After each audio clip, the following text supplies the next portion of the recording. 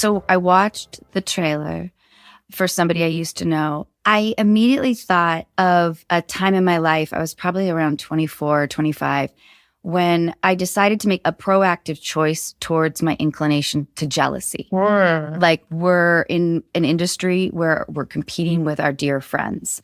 And it's not as though you can calculate it like there's a time trial, like with an athlete. You're left with this inexplicable fog of why you didn't get the role. Yes. You know, and yet your friend did. And I was also really intimidated by beautiful people. When I first moved to Los Angeles, I was like, this town is beautiful. And these people look like they're on TV. So as I watched your trailer, that idea came sort of immediately, sort of a gut reaction. But the idea of your nemesis becoming somebody you love. I think that there's a lot of themes that we're juggling in this movie.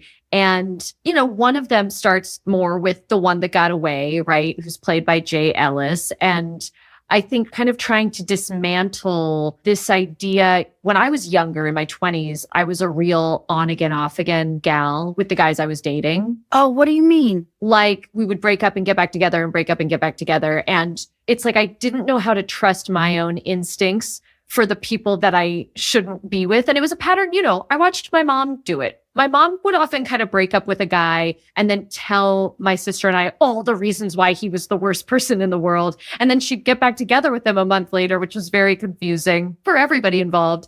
And for my high school, college, 20s, I had that same pattern of not trusting. I would be like, ugh, I do not want to be with this person. I would break up with them.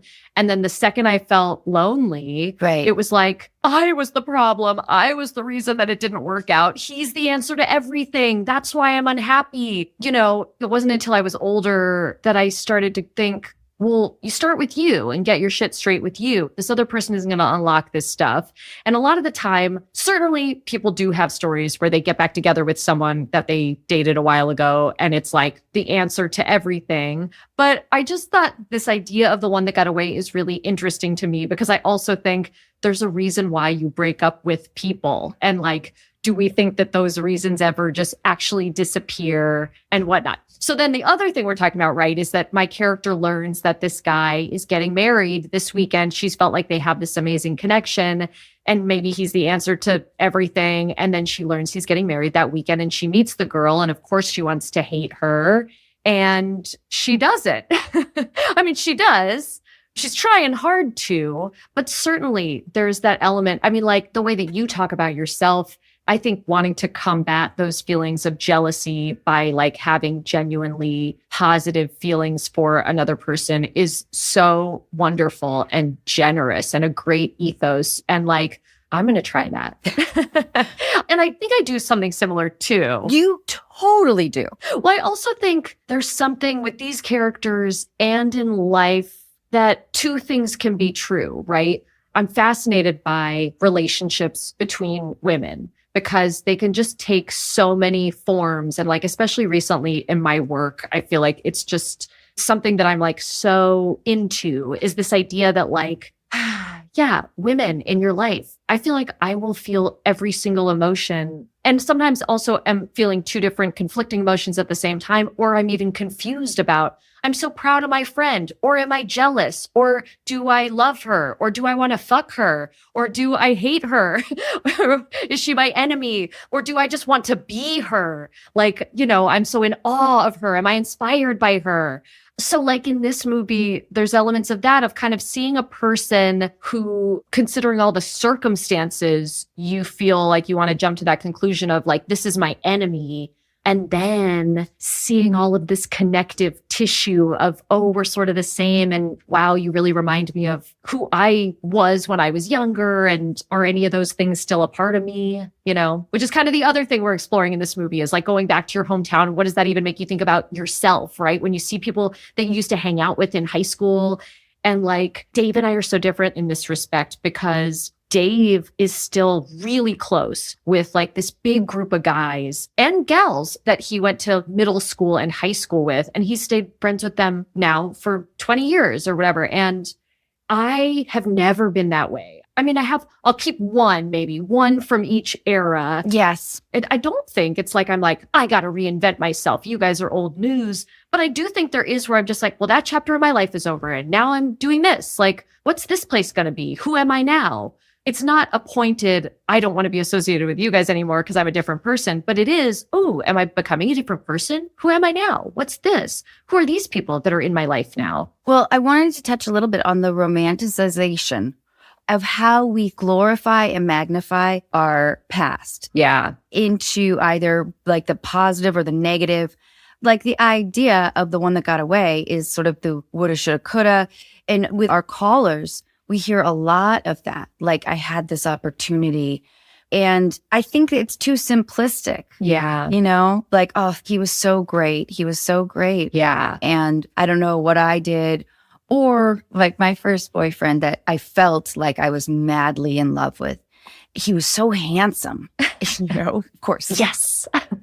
And I felt so unattractive. So I couldn't believe it. And after he broke up with me, our first week of college, it was devastating. I remember reading my diary like a while later, and I wrote like, I hate his laughter.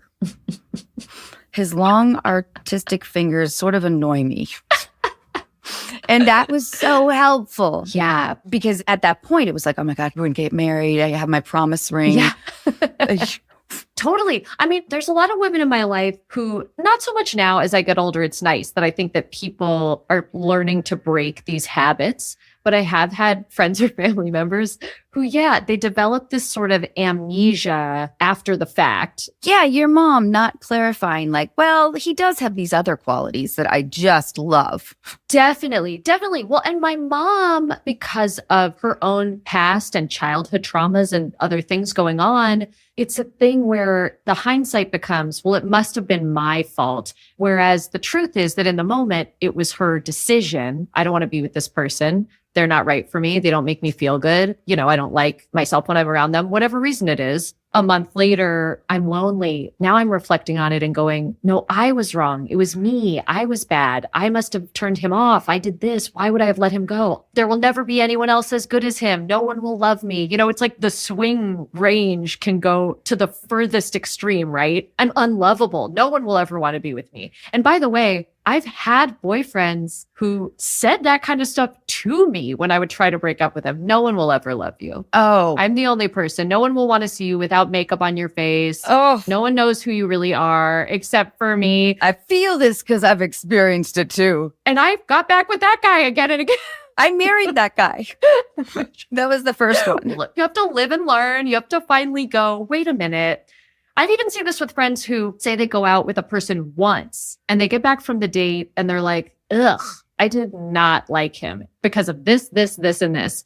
And then a few days go by and they're like, well, he never called. So I guess he doesn't want to be with me and I'm a piece of shit. And I'm like, wait, but you don't want to date him again. Remember you said you don't want to date him.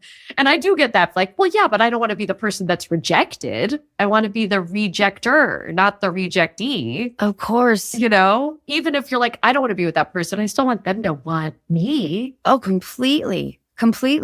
I've been on truly like maybe 2 or 3 dates in my life, and it was during college. Mm-hmm. And I have no idea what those people were about because I was so self-absorbed in getting them to like me or think that I was weird or like doing performance art. I was just going to say, really performing the date. I think I used to just be a great date. Yeah, I bet you were. I mean, of course, I'm just going to be fun, ask about you, tell me everything. Let's do what you want to do. Let's eat what you want to eat. Let's drink what you want to drink. Let's do everything. It's going to be so great. Mm-hmm. It just took me way too long to even ask myself whether I liked a person or not. I didn't even know how to do that. 8 dates in, you're like, oh. Yeah. Yeah, this guy's kind of a shithead. And I didn't notice that. He's funny, but he's just mean. He is funny, but he's mean to everybody, including me. Yeah. That's so weird. So tell me about your character in Somebody I Used to Know. Allie is a producer But what we come to learn essentially is that she's really artistic, right? She went to school for film and used to be really into documentary filmmaking. And now she is a producer on like a dessert reality show. And she's sort of too self-serious about it. You know, it's kind of like she wanted to be this like Oscar-winning doc filmmaker. She's making this kind of competition reality show, but trying to make everybody be so serious about it in a way that's like weird. Killing the fun? Too intense. It's killing the fun. And she doesn't have a lot of people in her life because she's that classic, you know, rom-com workaholic gal who's like very focused on doing the thing. And kind of, I think what we wanted to do is, I mean, first of all, let me say that we are not trying to disparage dessert competition shows. I devour them. I love them. Oh, I think you're honoring them. We love them. But I think it's kind of this type of person, and especially, I mean, in any industry, I would imagine, but like speaking to my own, because I work in an industry that is sort of like under the guise of doing things for art, but also it's commerce. And we learn as women to lean in to stuff. So sometimes you can find yourself in a place that's very different than where you expected within your own industry, because you've been like, I should just lean into the direction that they want me to go. And sometimes it's a good thing. You know, sometimes I think like, just do this job, take this risk. Who knows? Maybe it doesn't seem like your thing, but you love it. Like you love performing, do it in any capacity. Or do you end up really far from where you wanted to be and you go like, wow, it was like a million little compromises that led me somewhere else. You're forced into a position where you have to trust. Sure. Even with people that you might not. Like I always have this feeling of like, I hope they use that take. Yeah. But never being able to have the gumption to be like, hey, what about that one? Yes, totally. On this note, will you tell us about a workplace hardship? Oh, well, I'm trying to think if I've ever found myself on a job that I really hated. And it's honestly very seldom, because I kind of think even if I was just starting out and I would take any role, you know, and my first film role was in a movie called Born about a woman who's impregnated with a demon fetus that's like ripping guys' penises off. Oh my God. And you played this character. Yes, I was impregnated with the demon fetus. What a great first role. I'll have you know that there is a scene where the demon fetus is possessing me and speaking to me through me. And I have a full argument with myself as like myself and the demon fetus. Oh my God. It's literally like, please, no, don't do this. I'm going to do it. It was like, that's it. They were like, we'll put special effects on it, but they never did. It's just me being like, you have to stop. I will never stop. Like, it's so crazy. But the point of the story is I fucking loved working on that movie. I mean, that was my first movie. It was like, are you kidding? I'm on a movie set. I'm the lead of this movie. I get to do the craziest stuff. Like, I was aware that it wasn't high art per se, but it was so fun and great. Like, I think what we're tapping into with this character is that she's not really enjoying what she's doing because she's sort of hanging on to it too tightly. And I also understand that too, where it's like, I'm this type of person anyway, where no matter what I'm working on, I want it to be the best version of that. I want to be the best version of me when I'm doing it. I can relate to her in that way, where sometimes I think too, it's like you're making a fun comedy and I'm like, but I got to look over my lines every night. I got to go to bed and I have to be drinking plenty of water and be getting my 8 hours of sleep and do all this stuff, you know, and you're sort of like, lighten up a little. You could have fun and loosen up. Like, it's okay. It's not rocket science. We're not saving lives. Not to belittle. I think what we do is very important and it's nice for people to have escapism. But I'm just saying, that's a character through line. I didn't answer your question about a bad job. No, you did. Well, I would have specific answers for that because I think I have been cast as what I deem as like the reactor. Sure. Like the indicator to the audience of how you're supposed to feel. Like, what? What are you doing now, guy? Why? Yeah. I know. Well, I can think of an experience. I remember doing this indie movie once, which turned out totally fine. It was a first time, very young filmmaker. And that was a really hard job because I felt like I just had no trust for the director. So it felt super scary to me, the whole thing. And talk about tightly wound. I feel like I was trying to almost direct and first AD and do all the other jobs because I just didn't trust that this person was going to pull it off. Did you get backlash for that? I mean, I feel emotional, personal backlash against myself because I wish I had been a little kinder to the director. I know I was really hard on them.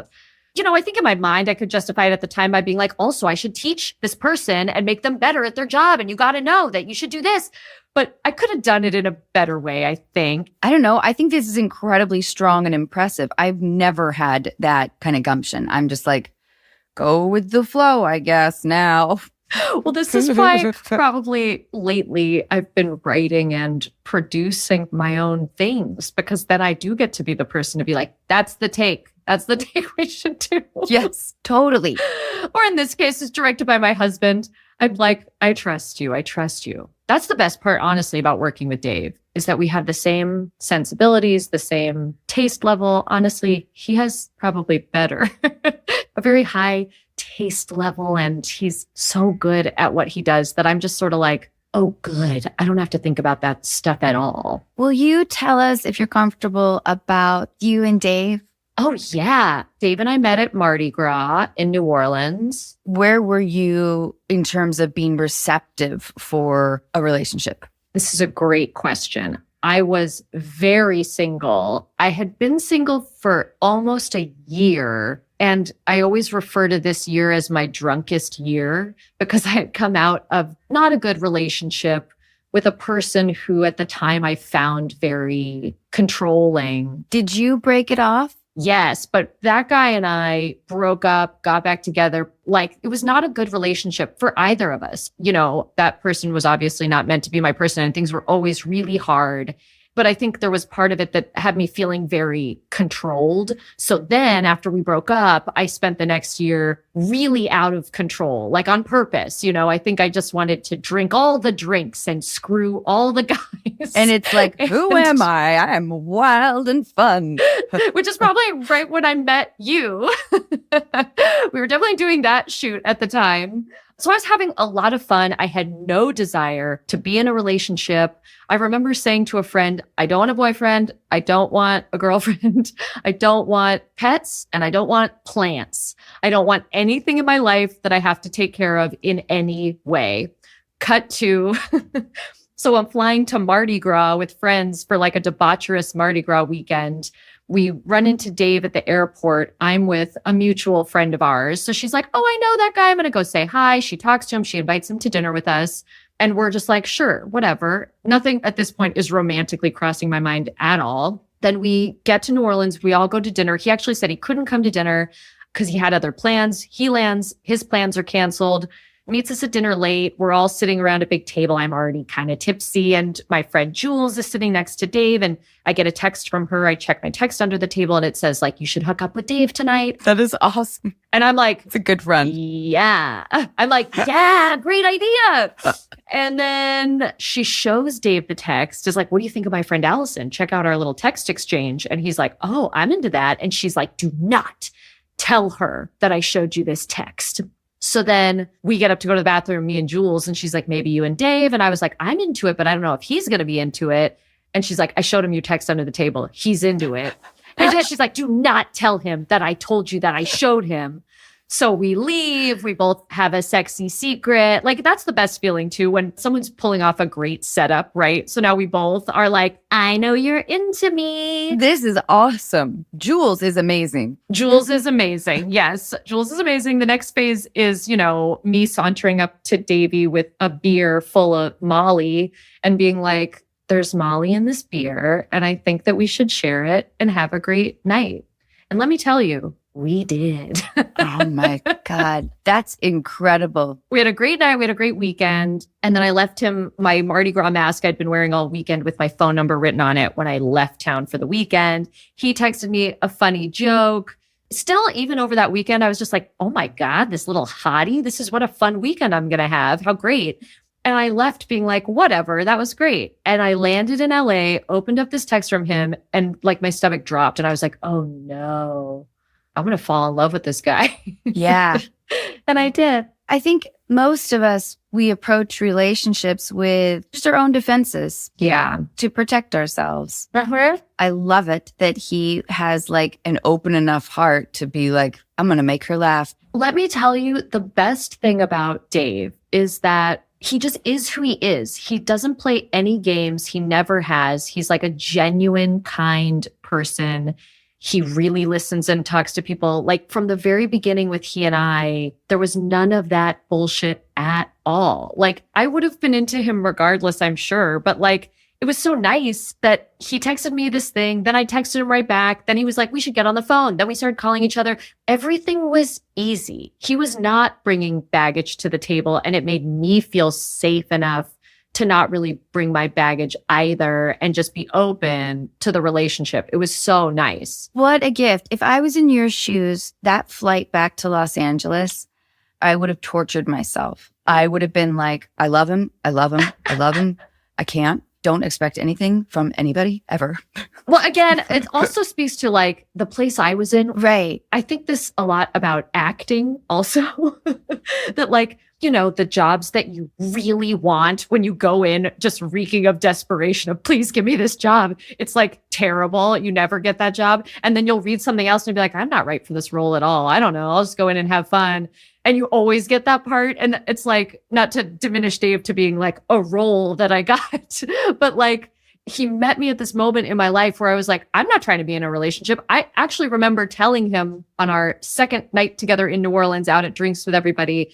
And somebody said something like, this guy wants to get married by the time he's 30 or something. And I was like, oh my God, well, I don't want to get married ever. So I can just be the gal you have sex with until you meet the gal that you're going to marry. Like, but meant it genuinely, but was not trying to play the game of like, I'm a cool girl. I don't even care. I was like at a moment in my life where I was like, ugh.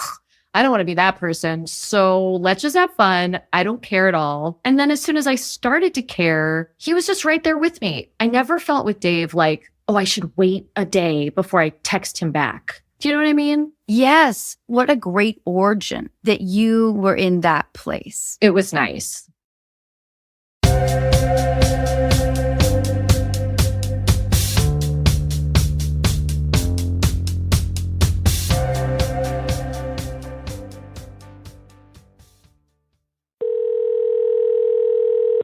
Hey! Hi. Hi. How are you? Good. How are you? Great. Matthew, you're here with Alison. She's amazing. She's a dear friend of mine, and I can't thank you enough for your letter. Will you tell us what's going on? Yeah. And it's really nice to meet both of you. This is really cool. Thank you. Nice to meet you too.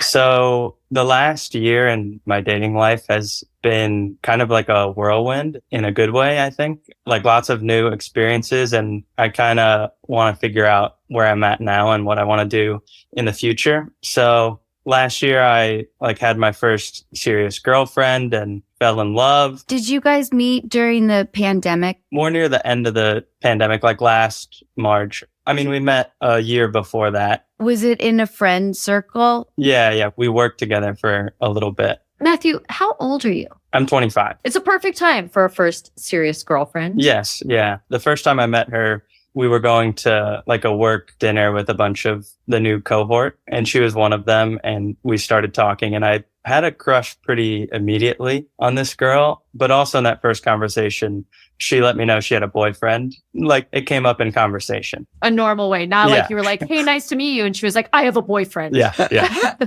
Cool. And so we just became friends, work friends. That was in the fall. And then in the winter, she ended up dropping the program and ended up going to like another city for a couple months, and then ended up breaking up with her boyfriend. So she came back to our city just to get her stuff back from her boyfriend's apartment. And then I was like, well, this is my like last chance to get to see her. Like everything started on that trip. Did she reach out to you, like text you, hey, I'm coming back to town? So we were texting each other back and forth a little bit while she was away and before she came back. And I was just like, oh, we should hang out and you should see all like the old people from work. And we hung out a lot those days. And then like I ended up having like a party over at my place so everybody could be together. And then that's kind of when things got more serious and we hung out the rest of our trip here. I think it's really amazing that you weren't like heavy-handed with the flirtation. You know what I mean? That you guys were texting or whatever, but that you presented yourself like you weren't pushing it too hard. Okay. Like that's fairly commendable. Thanks. Don't you think, Alison? Definitely. Yeah. It sounds like you really gave her space to do the things that she was doing in her life for her. And that's so nice. Not just like a, what's up? Yeah. Yeah. Yeah. But then what happened? Yeah. So then at the end of this trip for her to get all her stuff, because she decided to go move to this new city. And at the end of this trip, I was like really sad because I was like, oh, I wish you were just here. And I talked it over with like my roommate too. And I was like, I probably just have to like make sure this doesn't keep going or something. But I really wanted it to. And I basically let her know this on like the last night she was in town. I let her know both things, that I wanted this to work out, but it also just makes sense. So wait, had you guys been intimate or like kissed? Yes, we had. How long was this period of time that she was like back in the same city as you? It was a week long. Okay. But it was a week and you guys were hanging out like every night. Yeah, yeah. Oh, that's like a magical week, isn't it? Yeah, it was nice. And then she's moving to a different city. Yes. And does she have a job already in this city? Like how set up is she? She does have a job, but it was remote, and she already has like an apartment in the new place and like signed a lease and everything. Oh, okay. So there was like, oh, you're remote. I don't know. We could make this work. So I let her know both sides. I was like, we should probably like not. And then she was like, oh, maybe it could work out. I don't know. And so we tried to make it work and do little trips and stuff is what we kind of landed on. We weren't like official or exclusive yet, but our cities are close enough. Let's just see where this goes. Who sort of dictated those terms? I mean, it sounds reasonable enough, but it also sounds painful. Yeah. We're actors. We know a long distance relationship like nobody's business. Right. Mhm. Right. I think we landed on the terms together. I mean, I was excited. So it's kind of working. You guys are doing these trips. You haven't put too much pressure on your relationship by dictating terms. Making it Yeah. exclusive. Yeah. Yeah. And then where does it all blow up? So then on a trip that I took to her city, and I think this is partly just because this was my first serious relationship. Like this is where I then asked her to be my girlfriend on this trip to her. So I guess we were really like boyfriend, girlfriend for a pretty short time, like a month, basically. You asked her to be exclusive on that trip. Then she comes to see you at your exclusive still. Yeah. Okay. Yeah. And then a few weeks later, that's when we end up breaking it off just because the long distance is Just getting to you. Yeah. She said the whole point of moving to this new city was she did not like this city that I'm in right now. And she didn't find her people here. Mm-hmm. And she like loves the new city and like found like great roommates, great friends and stuff. And so she said she just like wanted to have that and be 100% in that new place and not have like this long distance. What's the age difference? She's 23. Okay. Okay. And so where are you guys at now? It was her decision to kind of end things because it was too hard to keep going back to this city where she doesn't have people other than you who she really cares about, but she's like trying to do her new thing. And how long ago was that? This was, I think, in May or June. So where are we at now? It's like you're still having feelings for her. I was for a while. Like the breakup was quite tough. Yeah. It's your first one. I know. Yeah, it's a Yeah. big one. Yeah. And are you guys still in touch? Like since May, do you guys still talk and stuff? Yeah, we've texted here and there. And this is partly where like a transition is coming, I think, at least right now, because I did see her in December, actually, because I've got cousins in this city that she lives in too. So I was just visiting them for a holiday trip or something and got in touch with her and saw her. So you texted her like, hey, I'm in town. Yeah. Do you want to meet up? And how is that? It was good. I think it was necessary because I think before that, I was like, oh, maybe something in the future, like somehow later down the road, this will still work out. But she is like seeing somebody else right now. So I think that was like the nail in the coffin where it's just like, okay, time to move on for real. I mean, Matthew, it sounds honestly like not a terrible first heartbreak Yeah. situation, Yeah. you know, because it sounds like she cared about you a lot. And if she did stay living in the same city with you, then maybe you guys would have continued to date and things like that. But you both still are quite young. Mm-hmm. And long distance is very hard. I Mhm. will say that Yeah. 2 nights ago, I rewatched the Justin Long, Drew Barrymore movie, Going the Distance. Which is all about this, Matthew. About two people who meet, have a great 6 weeks together in New York, and then they live worlds apart. Okay. And it's like ultimately, especially when you're 25, you want to be in a relationship with somebody that lives in the same city as you. And now this woman showed you that you have the capacity to love someone, that it's really fun to be in a more committed relationship, and that like love is this amazing, powerful thing. And I feel like it's one of those breakups that sucks, but at least it's not like, then she turned into a totally different person and said all these horrible things to me. Yeah. I think that like, at least you can walk away being like, wow, we had something that was really great, and I'm a really lovable, great person, and I would be excited to do that again with someone who it will be easier with because of our proximity. Yeah. I like that. I like what Alison said about this experience showing you that you have the capacity to love, that you enjoyed that experience of companionship. I get that. So I think that's wonderful. Do you have a lot of friends that are like, dude, you're too young, or like, man, we're in our 20s? Like, I wonder what pressure you're putting on yourself.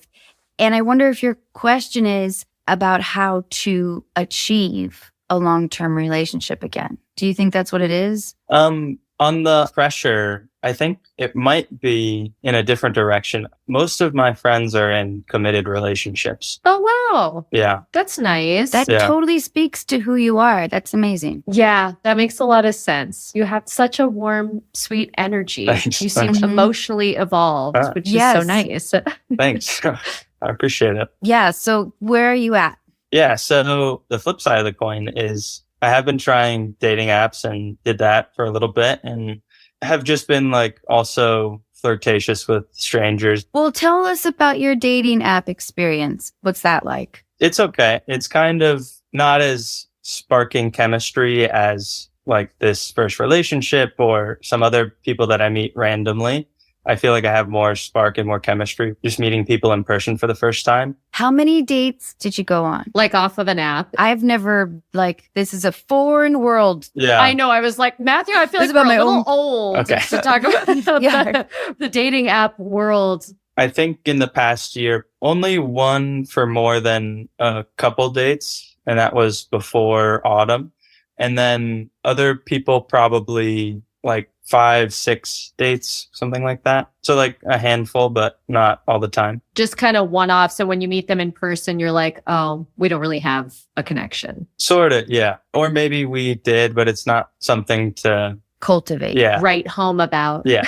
And so those are fun, but I mean, hearing the way you talk about it gives me hope for younger generations to still attempt to meet people in person, because like, I agree with you. There's something really nice about just chemistry with a person, right? That you can't kind of predict when that happens. And it could be a person you meet at the supermarket or whatever. And I feel like the thing with the apps that I find so interesting is like people can kind of be whoever they want to be, right? yeah. Everything online, it's like you could have a whole different persona and a whole different life. But then on the apps, it's like, but then I'm going to meet you in person. Like I hear about friends who will go out with people whose photos look so different than the people look in person. Like, of course, you want to put up like the best photo of yourself. But I also think it's like such a short game. Totally. Yeah. It feels like an audition. Right. Like, will they find me attractive? It's already set up as like a self-absorbed process. Right. But it's like, you're like, wouldn't you rather send someone a picture of how you kind of actually look so that when they meet you in person, they're like, right, that's you. This is the person I thought I was meeting, versus like, you're maybe going to meet this model, this face-tuned like alien human that doesn't exist. And then in person, you're like, sorry, it's me. I would imagine that that's a weird way to start off a date. Yeah. Is that happening to you a lot, Matthew, or am I projecting? That's happened maybe once. Oh, good. It just feels cruel, the whole thing. At some point, it's like people are clearly swiping you or whatever happens in that world. And then when you do meet, all you're thinking about is like, am I going to disappoint this person?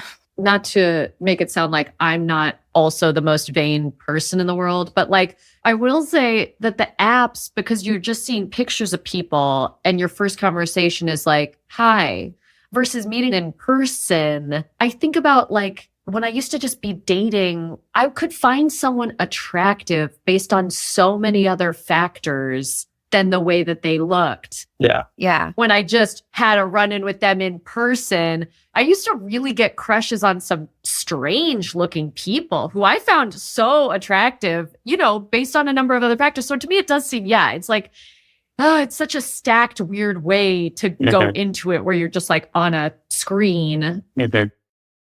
Matthew, are you in a large urban area? Like, I want to know, like, what's your social exposure? How motivated are you? I'm in a big city. Oh, great. Yeah.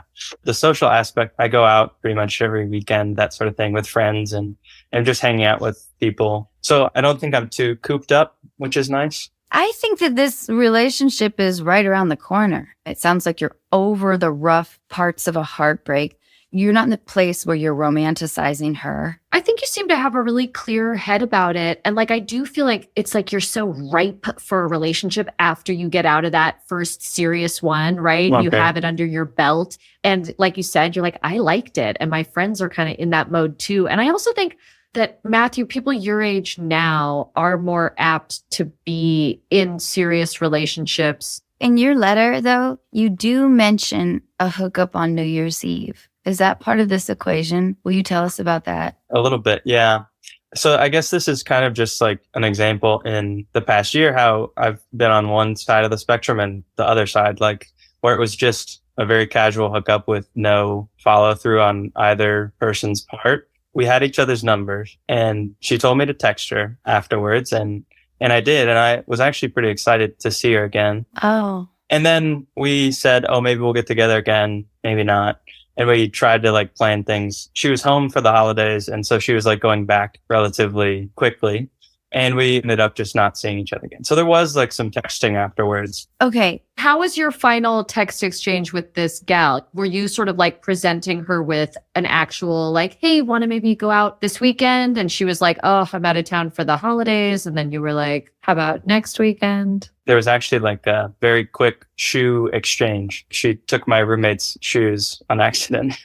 And so we had to like see each other. Okay, that's very interesting to learn because Yeah. I feel like that's a really classic, I want to see you again. Yeah. move. Is your roommate a girl? No, they just have the same boots. Let me say, Anna, that like the first night I met and hooked up with my husband, I did steal his shirt when I left the next day as a way to guarantee that I would see him again to return the shirt. But that's such a move. Like, I would not think that this is a person that didn't want to hang out again. Maybe. I will say, if she didn't necessarily want to hang out again, it's pretty classy to like actually return the shoes. Even. Yes. So that's nice that she returned them. Yeah. The shoe exchange was like not charged in any way. I kind of wonder too, if most of your really close friends are in serious relationships, how frequently you feel like the other. If you guys all go to Cabo together, are you like the dude in the single room? And Yeah, maybe I do feel like the other sometimes.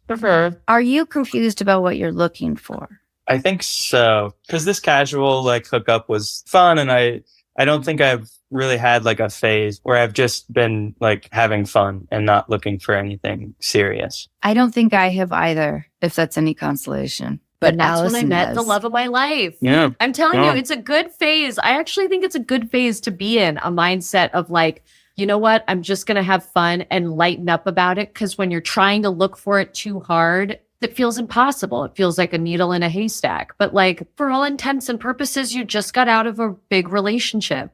So now you're in that mode where you want to just be free and have some fun. Also, I would say tap into your friends who are in relationships, like friends of friends. It's a great way to meet people because, you know, inherently you might already have some stuff in common, right? Like your friend's girlfriend's friend. Matthew, here is an idea. I wonder if you just simply tell yourself, not that you're going to be single, but that you're just going to sit back with yourself and your experiences and not put any pressure on it till next January. But that's nice. I like that long runway. Yeah. You know, a year sounds sometimes like so long. Right. These days, I feel like they fly by. Here's the thing that I think goes with this, right? For that year, this friend of mine recently, she was like, my current mantra is, if it's not easy, it's not for me. And I was like, I love that. Like this girl that you had this hookup with, the hookup was great. Now, after you're texting back and forth too many times to make a plan, it's like, okay, well, let's not go out, because why is this so difficult just to have our next hangout?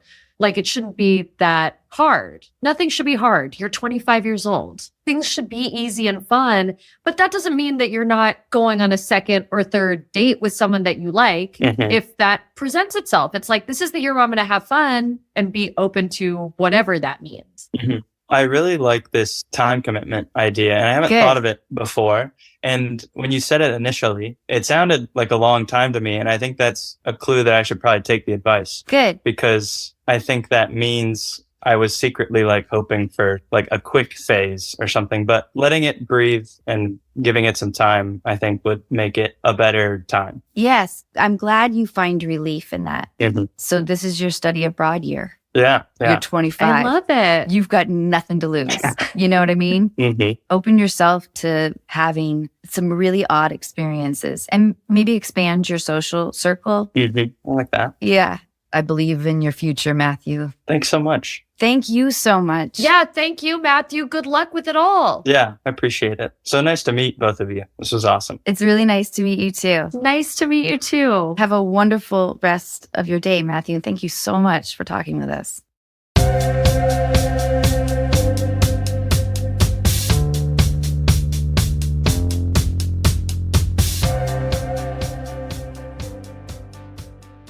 You're wonderful. Thank you. So are you. You have always been stunning. Oh, thank you, Anna. As actresses, we get sort of slaughtered with the age thing. I was going to say, I just turned 40 in December, and I'm like, I like it. Oh, you look smoking hot. Thank you. But it's interesting to me because now everybody's like, let's talk about how you're 40. And I'm like, I mean, why? We weren't talking about how I was 39. I know. The train's left the station. Like, do we have a choice? Like, why is it suddenly? I know. I think about how we've gauged time. But when you write, do you start from a character? And are there characters sort of kicking around in your head? Weirdly, when I look at the 3 projects, I've written 3 films, right, that have been made. And the craziest part is that it didn't start from a character place, even though I often think in my mind, the whole reason that I'm writing is so that I can write characters that I want to play.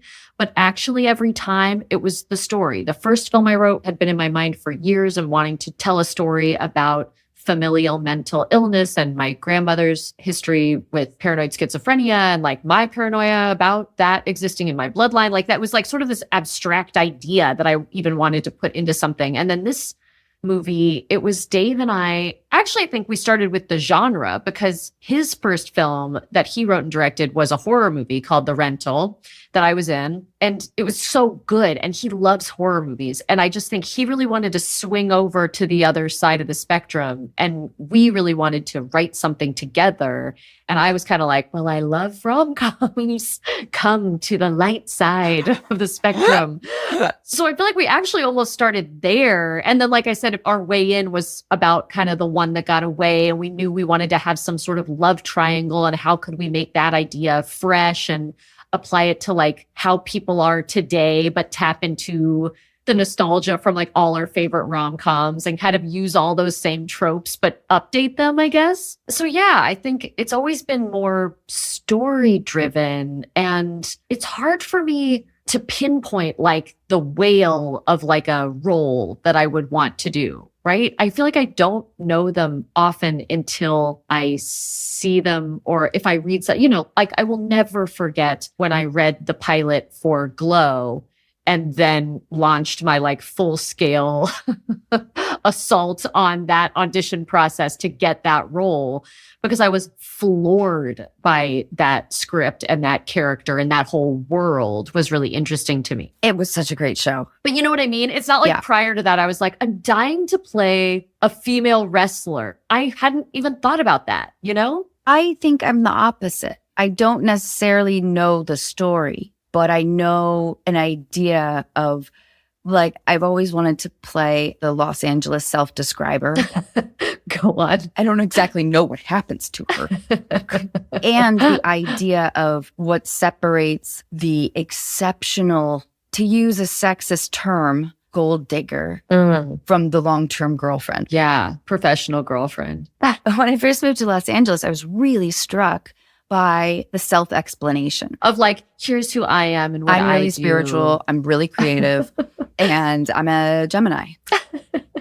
It is funny because it's also like, I feel like anytime I've been asked to like pinpoint exactly who I am and what I'm about, you must feel this way too. Like, it's not like I seek this stuff out. Someone will tag me in something on Instagram and it's a quote of something I said 10, 12 years ago. And I'm like, oh, I don't know if that reflects who I am now. Like, I'm sort of like, how could anyone ever just go like, here's what I am, period. You're like, I don't know, life's a journey. Here's kind of how I'm feeling today. And I mean, certainly there are things that define us. So it's important to like know who you are. I guess, but that should be kept to the yearbooks. Yeah. You know? That's just when you want to flip through them like every 10 years, maybe. Totally. Alison, I can't thank you enough. You're so unbelievably talented. That's a very kind thing to say. It's very much the truth. Thank you. Your movie is out now. Yes. Somebody I Used to Know. Somebody I Used to Know. It's on Amazon Prime Video. Watch it everywhere, globally. I love you. I love you. Bye, darling.